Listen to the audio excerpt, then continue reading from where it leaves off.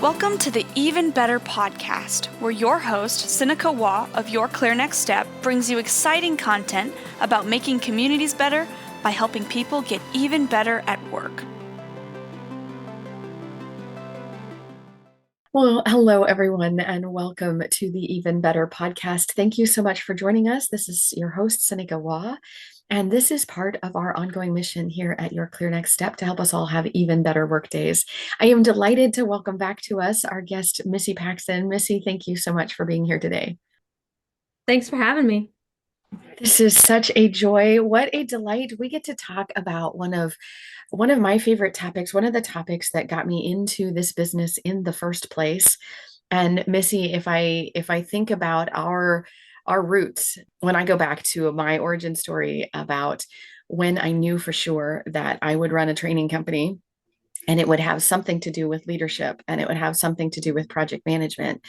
And that leadership was because of a leader that I had at that place of employment where we first worked together. When you and I, we hadn't even met yet at that point, but you and I worked together at EDS.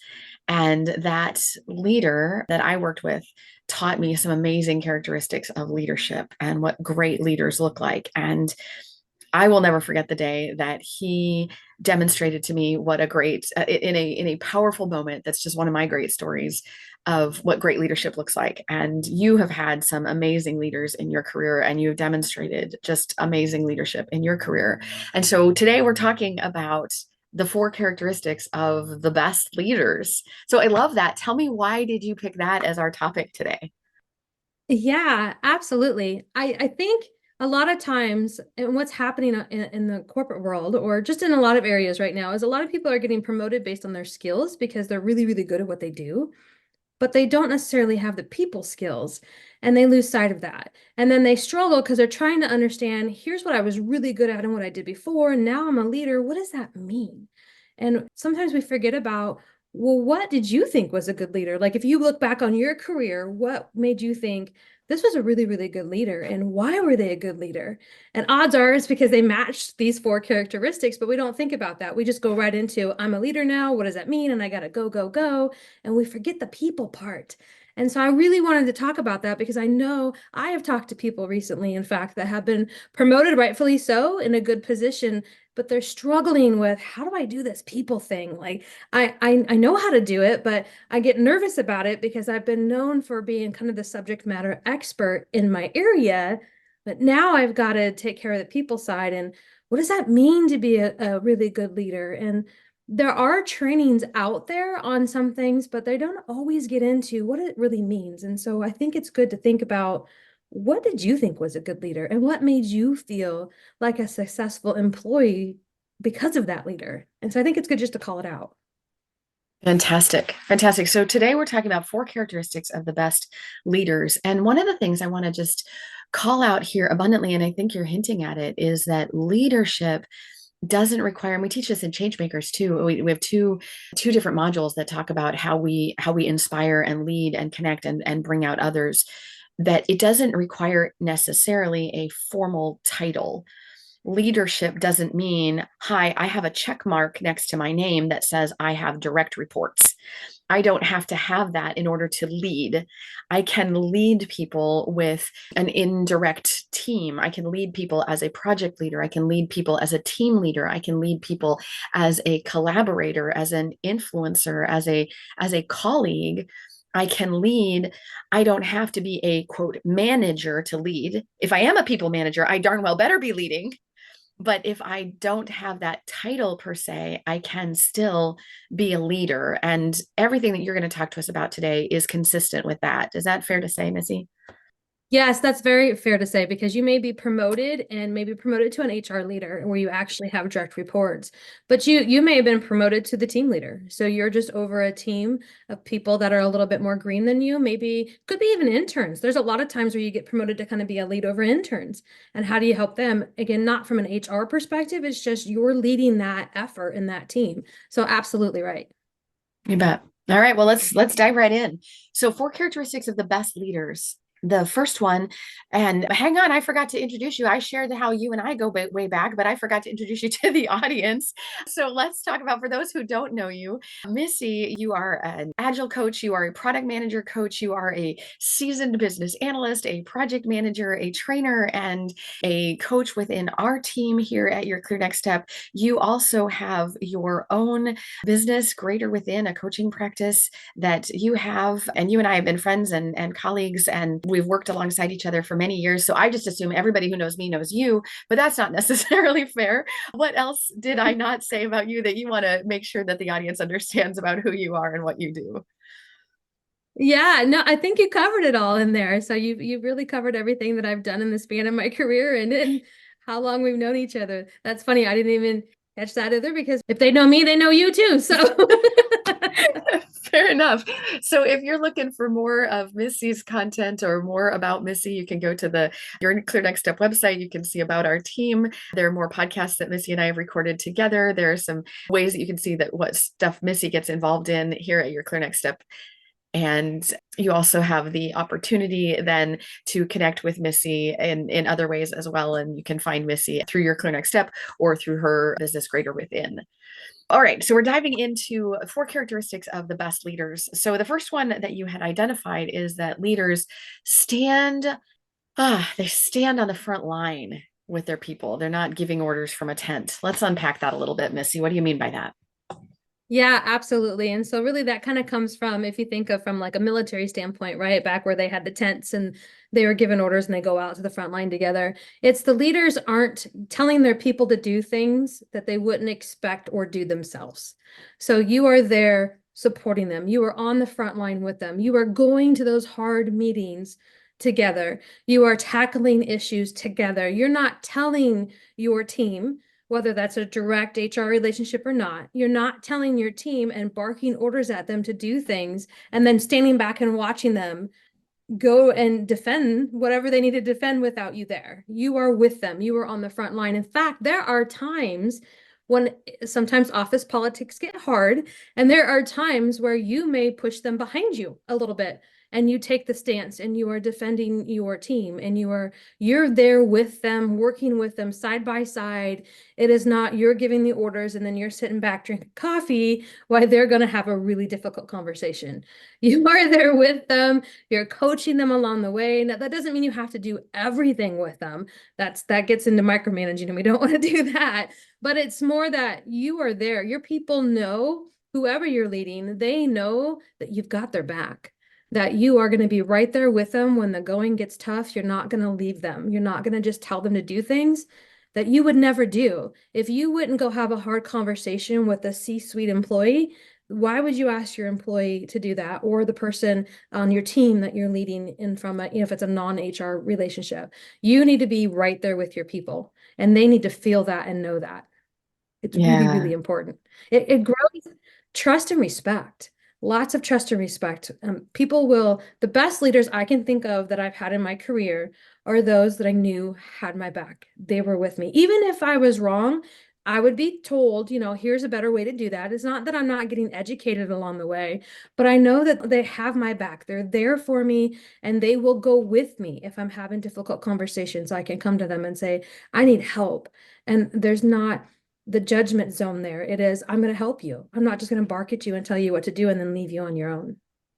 That battle imagery that you talk about, 2 things are coming to mind on that one. One of them is in the faith background that I have. I'm picturing the Roman soldiers, right, with their giant shields, and that out there on the field, there's this leader with a shield that is in front of you when you need it, and next to you when you need it, and behind you when you need it. And they're like, as a leader, if I need to go in front of you sometimes to kind of clear the path, or next to you to kind of protect you from beside, or behind you to protect your flank, that is what I'm doing as a leader while you're in battle. I'm not, to your point, I'm not sitting in a tent watching you and hope you don't fall. I am, yeah, that's what I'm picturing. And then now there's also a verse about how God does that for us sometimes, as just a great example of He goes before us and behind us and beside us every step that we go. But leaders, they stand on the front line, and they don't just give orders and leave us alone.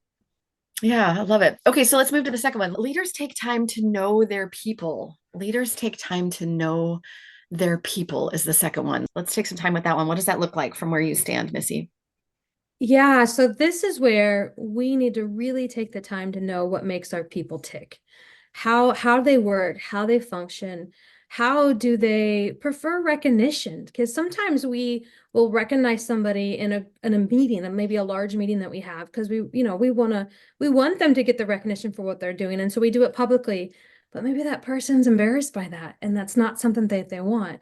So you're not being a really good leader if you don't understand that. You need to understand how your people work and how they operate. It's one of the things that I love about one of the tools that you offer in your emotional intelligence within Changemakers, because it's about here's how I work kind of thing. And then you get to fill it out. I'm like, here's what I prefer and here's what I like. And I'm a morning person versus afternoon person. And just kind of you get to understand your team. Again, it does not have to be an HR direct leader. It could be a team that you're just leading. It could be a team of interns, a team of people that are a little bit more greener than you, that you're just helping along the way, but really need to understand your team members. Get to know them, get to know their families, understand what's going on in their lives if they're willing to share. But if they have kids or they have a baby and they come to work and they're frazzled because they just changed 3 times because they've had baby throw up on them as they were walking out the door. And so give them that time to settle down a little bit, right? And kind of get settled in before you bombard them with things. Just get the time to know your people on a personal level. My favorite leaders are those who really cared to know about me and my family and remember things. Like I had a leader that remembered things that I couldn't remember. I don't even know how she remembered things because I can't remember some of the things, but she would be like, "Hey, how'd your son do last week at a shooting competition?" And I'm like, "Oh, I forgot he had that." Or, how's your dog doing? I know you had to take him to the vet and they were really sick. Just really get to know your people, get to know what works for them. And so then when you're on the front line with them, you are very aware of how they operate. You know how they operate under stress too. That's a huge one. Like some people take stress head on and some people don't, and they react to it. They may even have some negative reaction to it. And so be aware of that. Pay attention to what not only that they're telling you, but what they're not telling you about themselves when you're in meetings. Really take the time to know your people. They're going to trust and respect you for doing that. I love that. I love that. And so great examples of that. I know in the project management world, I've seen team leaders do cool things like in a team building at the beginning of the project, they'll ask a question like, what's your favorite road trip candy? And they'll make a note of it and then they'll remember it. And at some point during the journey of the project, when emotions are high or spirits are flagging or whatever it is, they'll give each member of the team that piece of road trip candy or that kind of road trip snack or candy or whatever it happens to be to sort of re-energize. And that's a wonderful example of how we know people. But the point that you're making here is let's go beyond that, right? And I love that you pointed out that in emotional intelligence in our Changemaker series, and we also offer that emotional intelligence class elsewhere, but in Changemakers as well, that emotional intelligence is where you go beyond. It's not just what's your favorite snack. It's also how do you react under pressure and how does stress show up in you and how do you dig in a challenge and how do you respond to conflict and how do you respond when the thing that you're working on just doesn't do what you thought it should do, and how do we learn and recognize those things in each other so that we can as leaders build up and reinforce and encourage and move forward the people in our care instead of letting them churn or spiral or shut down. Absolutely. Oh, yeah, good stuff. Okay, so let's move on to number three. Oh, I love this one. Leaders care more about their people succeeding than getting personal recognition. That sounds like you've got a story there, Missy. I do. You know me too well. Yes. So this was actually an instance where I was an HR direct leader and we were in a really, really tough area, tough situation. It wasn't the great morale wise to be in the area that we were in. And a lot of my people on my team were really good people and they were struggling. And I could have easily kind of ignored that and kept telling them, push on, push on, push on. We got to hit our numbers. We got to do this. We got to do that. And instead, I took the time to coach them. What do you really need? What will make you feel happy and satisfied and successful in life? And so for some of these team members, it was doing something than what they were doing today. So I worked with them to go find other areas in the company that would work for them, and then advocated for them and helped get them to where they needed to move on and move forward and do something different, because it was better for their success. It was better for them as a person. It was not better for me. I got some slack for it. I got definitely some slack for it of, what are you doing? You're losing all your team members. It wasn't seen as, you're a really good leader because you're helping them have a better work day. They're helping them have a better life, right? Because you're really pushing them towards what they do, and they're very happy in what they're doing now. And I really firmly believe we would have lost them completely as an employee, which is silly when you have a big enough company and you can move them around to different areas. It's all about helping others succeed. I could care less what it did for me. I knew it wasn't going to give me any boost in my career. In fact, I knew it was probably going to hurt my career, but I didn't care, because what I cared more about was them being happy, them finding the place that they fit well for their skill set. And that's where that coaching comes from, is really, really pulling out of them, what do they want to do? What are their aspirations? And then helping them get to where they want to go and help advocate for them. And so it wasn't about me getting recognition, because again, it did the opposite for me. It hurt me in a sense, because it was, what's wrong with your leadership? You're losing all your people. And I'm like, no, go talk to them, because I guarantee you're going to hear a different story. For me, it was all about, I cared so much about them that I knew where they were was not a good fit, and they were really struggling, and we needed to get them somewhere else that fit their skill sets better. That's really, really lovely. So many of us get to that point of leadership where we think that what we need is to shine in front of senior leadership, or to get the accolades, or to get our name in front of the higher ups, or whatever it happens to be. When really, as great leaders, what we need to be doing is inspiring the people who are working for us and with us and around us. What we really need to be doing is making sure that they are cared for and they are elevated and taken care of. And so when I think about the Changemakers program, when I teach it in its shortest version at conferences and at chapter meetings and stuff, it's often called enabling change and empowering changemakers. And it's doing exactly what you're talking about there, Missy. It's empowering change makers. It's looking around and saying it's not about me. It's not about me and what I have to say. It's who around me can I lift up? Who around me can I celebrate? And who can I elevate so that they can go and do awesome? Because our organizations, to your point about that large organization example, our organizations are better if we've got these really stellar people doing awesome things within our four walls. They don't have to be doing those awesome things on my team.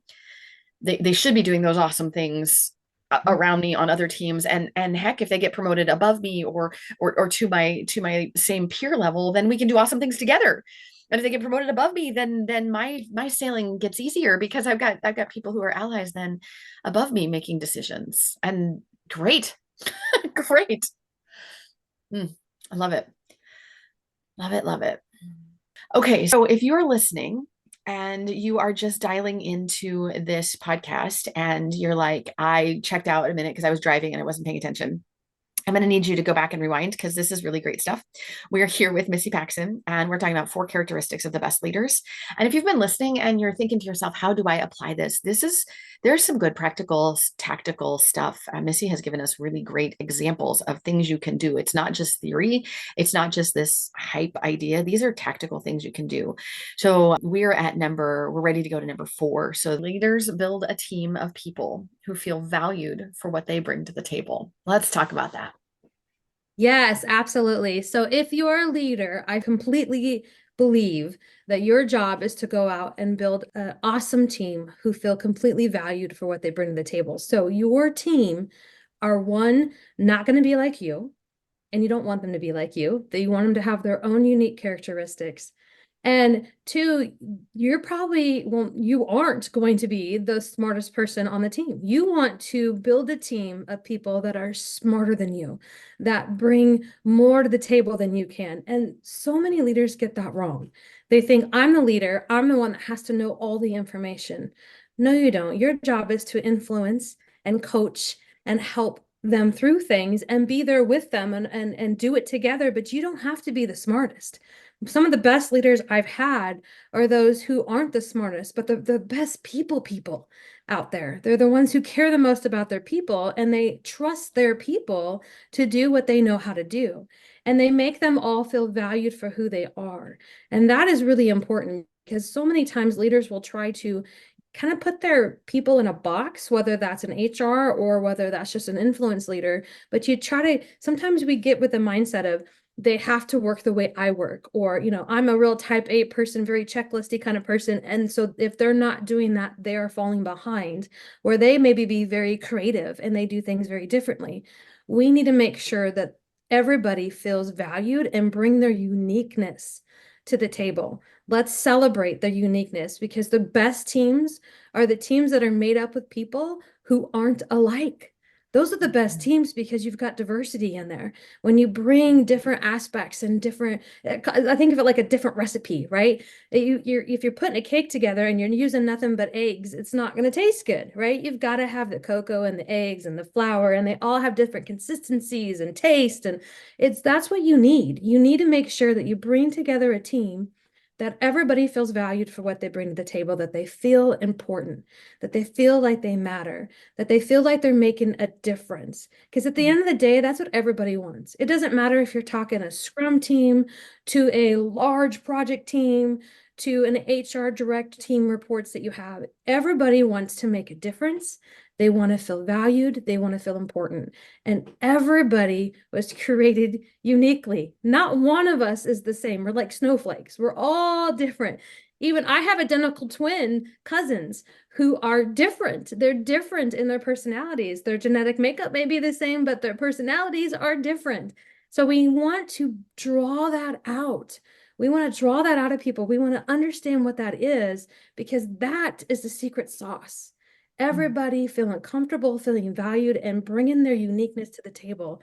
I know I've been in instances and on teams with leaders that have told me personally, I'm too optimistic. I'm too much of rainbows. I care too much about people. That one blew my mind. I don't know how that's possible, but things like that, where it's like, tone it down. You need to be more like me. And I'm like, no, but that's boring to me. Like, that's not who I am. I bring a different ingredient to the recipe, right? I'm different. So let me celebrate that and let me do what I do best, which will work well with somebody who's a polar opposite than me, because that's good. We need both of that on the team. So yeah, leaders really build those people up so they feel valued and they can bring they're comfortable to bring them full selves to the table every day. Yep. And as I think about the way that wraps up, Missy, it's just so lovely, because it brings all those other things together. A person is not going to feel valued. A person is not going to feel able to bring their whole self to the table if the leader doesn't take the time to get to know them, which was your number 2 point. If that leader isn't in the trenches with them, fighting alongside them and shielding them and protecting them and working with them and doing the things, like not asking them to do something that they wouldn't do themselves, which was your first point. And if that leader doesn't care about them succeeding more than that leader's own personal recognition, right? If the leader isn't about making sure that the people themselves, the individuals themselves are succeeding and growing and flourishing, then the individuals aren't going to feel valued and important. They're going to think it's all about the leader. And so it all sort of, this fourth one, it can only happen if you have those other three. Absolutely. You're spot on, and you called out my secret there about how I listed those, because it's 100% true. You have got to have the other things for four to be possible. And that, as leaders, is what we need to strive to do when we have the responsibility of influence others and helping guide and coach others. We need to make sure we're bringing all of these with us when we're working with them. I love it. Missy, thank you. What a treasure. thank you for your time this morning, or this day. We're recording this. It's morning as we're recording this. Who knows when our audience is listening to this? But it wouldn't be the Even Better podcast if I did not ask my signature question: what's making you even better these days? To me, and it's probably the same thing I answered on my last podcast, but it's always the same. What makes me even better is learning. I'm constantly hungry to learn, try new things, fail at things, which I know scares people a lot. But to me, if I don't try it and fall on my face, I'm not learning. So I have to try it, and I have to be not afraid. So it's the whole, you're having confidence to do it. It's the courage to do it with the fear anyways. Like, you're doing it anyways, and you're going to try it. And that's for me what I do. I will learn something, I will go apply it. And then when it doesn't work out, I don't beat myself up. I learn from that and keep going. So that's what makes me better. It's just constantly trying and learning. Love it. I love it. Well, you, my friend, I appreciate you and your time so very much. Thank you for being here. Thanks for having me. I appreciate it. This has been a joy. And to those of you who've been listening in, you've been hearing Missy Paxson joining us for the 4 characteristics of the best leaders. And this has been part of our Changemakers series. So you can get a shot in the arm a little bit more about what our Changemakers program does. This program is available. You can learn more about it through our website at yourclearnextstep.com, and you can look for the Changemakers icon at the top and the Changemakers word at the top. You can learn more about this program. It has been going on since the beginning of 2023. It is changing lives. It is changing organizations. It is helping people make change stick in their organizations by really helping people understand how to deliver value in an organization, as well as make authentic human connection and become great leaders, as well as treat change as a process, not an event. And it is likely that each of us as individuals is good at, or very good at, one of those. It is possible that we're good at a couple of those, and it is exceptionally rare that we are good at all 3 of those. And the Changemakers program is designed to help us get better at all 3.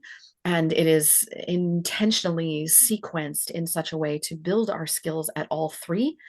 And when we take that program together with another person in our organization, it is likely that one of us is good at one thing and the other is good at another thing. And so we challenge each other and we grow in ways that are so powerful. In the cohort of 10 who take that together with people from across multiple organizations in a series of 8 courses over the course of 10 months, that includes coaching, one-on-one coaching, a cohort of 10 who take a series of courses together. There is intentional networking time. There is a reflection workbook. There's a certification program that this includes a certification and community that is building and growing, and it is changing lives and changing organizations. And if you'd like to learn more about that, or you have any questions, either Missy or I can help you with whatever questions you happen to have, and we would be honored to serve you. This is our continued mission, to help people have better work days. So reach out to us if we can be more helpful. And in the meantime, on behalf of all of us at Your Clear Next Step, we hope the rest of your day is even better.